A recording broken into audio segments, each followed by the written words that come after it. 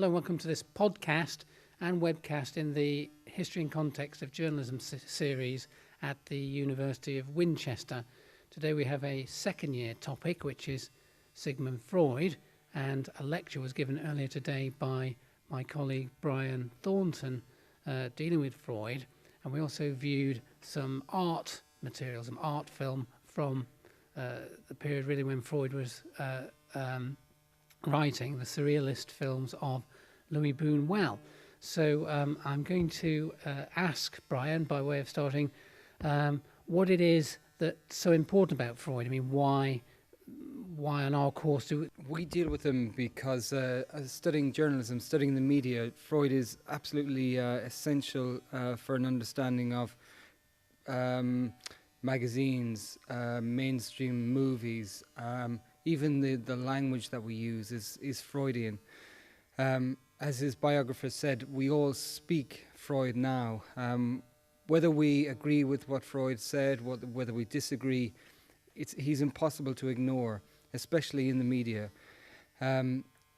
Everything is soaked in sort of Freudian terms. What I tried to explain today was the context of Freud, his main ideas, his opposition to sort of the ideas of Plato and the idea of Marx. Also, I did introduce quite a few criticisms of Freud, because Freud is an intensely controversial figure. So, in this course, it's controversial to some. We unfold in a sort of apostolic succession of thinkers, really starting with what's called the Enlightenment normally. What's Freud's role within that? Is he a figure from the Enlightenment? How does he follow on, as it were, from some of the 19th century figures we've been looking at? Freud, of course, is concerned with the mind, with psychology. So we've looked at some other people like Kant, Hegel, and their idea of the mind. Does Freud fit within that?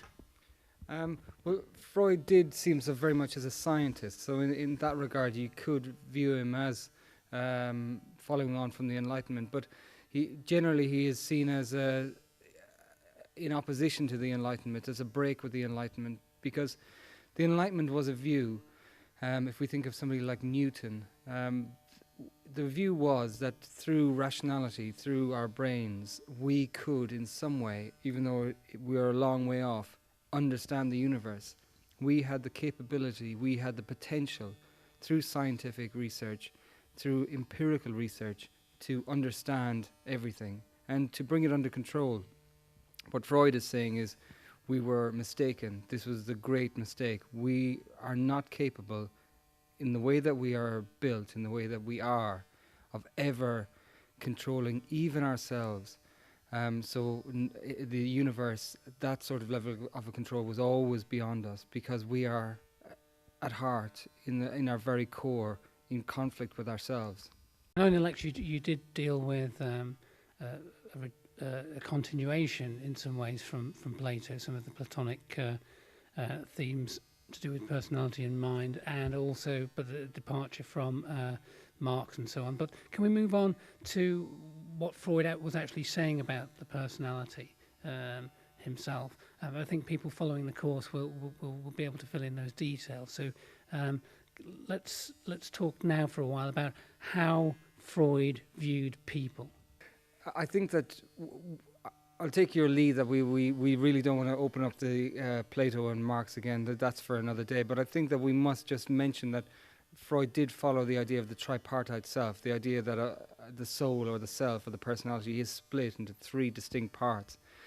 The three parts that he outlines are: one, the id; number two, the ego; and number three, the superego.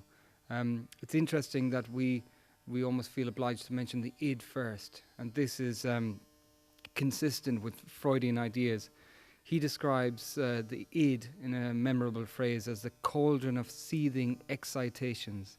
Essentially, it's all our instincts, our desires, our needs, and for Freud, he saw it as the fusion of two of the real drives in us as people, as sex and aggression.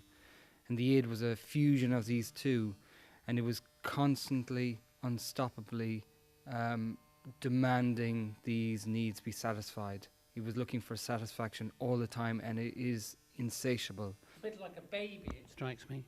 That the id is really the baby stage. That, you know, when we grow up, we lose our milk teeth and so on, but we never quite lose the mentality of being a baby, and that's expressed in the id. Is that right? Is that? Yeah, this is a symbol that people often use. It's like a child having a tantrum. They will not listen to reason. They will not be reasoned to. They will not. The rationality is just gone. All they want is satisfaction. I want. It's relentless. The key thing that we must remember with Freud is saying this is the dominant part of our personality. And what's wrong with that? I mean, in clinical terms, I mean, why shouldn't people just be in that sort of wanting condition? Is it because that leads to unhappiness in some way? Well, it depends which way you want to approach it. But in Freudian terms, if we look at it purely in Freudian terms, is that Freud saw these as uncontrollable, dangerous, negative, detrimental to us, detrimental to society. This is why Freud thinks that we should repress these. And this is why in his treatment of patients, what he tries to do is boost the ego. The ego is our sort of rational selves. Okay, so that's the second stage, as I understand. So we have this kind of inner child, as you'll see that in tabloid newspapers talking about their inner child and so forth, and comedy comes from being in touch with your inner child, etc. But then as people grow, or they develop in a healthy way, a fairly healthy way, I think that Freud doesn't see anybody as purely healthy. Everybody is in need of his medicine. We'll perhaps come to that, his psychoanalysis. But as we grow, as I understand it, the theory is we develop the second and third parts of the personality. Is that right?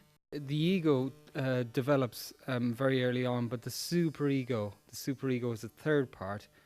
This is not with us when we're born. Let's do with the ego first. As I understand it, the ego is the sense of the self.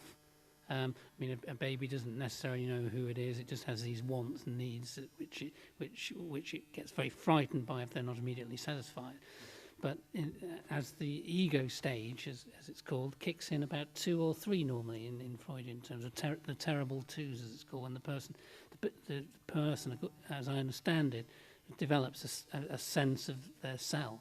And that comes into conflict with the id. Is that right? Yeah, that's largely why Freud was arguing that this is a time of sort of great conflict within the person. Why you will have these tantrums? Why? Because this is the beginning of a lifelong process, a lifelong battle between the ego and the id. Because it's the ego's attempt to try and control the id, in Freudian terms, for good or for ill.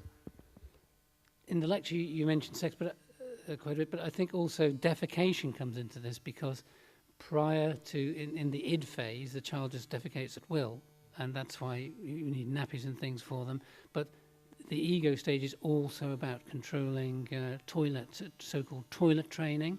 And then a third element, which comes in to make them do the toilet training, which is the parents or the social convention that you can't just defecate wherever you like and so forth. Is that right? Was that what you meant by the superego things on? Yeah, that's exactly right. I mean, in Freudian terms, what happens is a child will progress through these different stages, but there is a great danger that somebody may become stuck in a certain stage, in the anal stage, and then this has come into common sort of conversational language. So and so is anal. Oh, they're a control freak. They fear following their natural instincts because they think they'll be punished for it. Yeah. And then there's oral fixation. This is from the bottle, from the mother's milk and so on. So it's often said that smoking, for example, is a sublimation of being on the nipple and so on. That's people don't derive the pleasure from taking horrible fumes in their thing, but it's the whole act of sucking. Yeah. I mean, sublimation is worth mentioning, I think, at this stage. Sublimation is Freud argues that there are ways to control these sort of these needs